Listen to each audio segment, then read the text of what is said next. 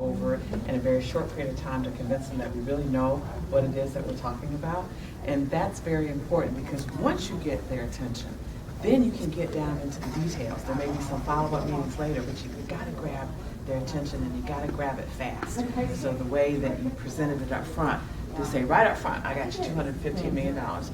I'm going to pay attention. If you go through all this background stuff, I'm like, yeah, but as soon as you say 250, I'm awake now. So that's really, really important. So I commend you for knowing the information, to being able to present it, to add the personality into it. I think that's an indication. If you're passionate about what you do, you're going to do it well. And if that shows up with the passion, then people know that you're going to get back involved and do what is required to make it successful. So once again, kudos. You're all winners. I know you've got a lot of support here. Your colleagues of the other schools are all winners. You all have to continuously network together. When Regina and Chuck and I were coming along, we couldn't find each other. You know, so now you've got that opportunity to share.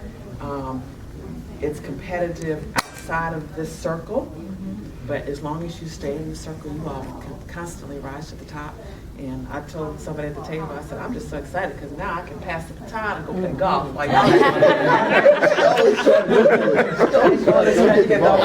that's right. That's my goal, to keep it going, to keep you motivated. So thank you again for supporting a great institution, and to Dr. Brown and to Dr. Daly for all their hard work and constant motivation that they provide to each of you.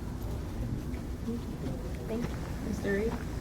I mean, from my perspective, and I mean, you know, it's always interesting, because I think back to the beginning of when this started, and, you know, supply chain wasn't even a curriculum at Clark Atlanta. To go from that point to where we are today, you guys, you just don't know how proud it makes me to kind of see this and understand it and kind of feel it.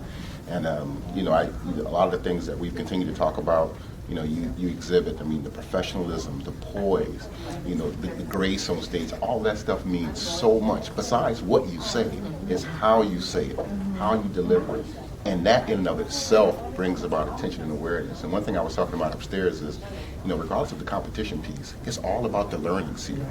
And learning's in a safe environment like this. To get up there and do that is hard work. So for anybody who hasn't done it before, do it. Because and you do it, the more you do it, the better you get. But it's all about the learning, and to be able to do it in a safe environment like this is phenomenal. You don't get this chance often, because when you get out into the real world, you know, it's dog eat dog in some places, and you have the opportunity to really come together and do this.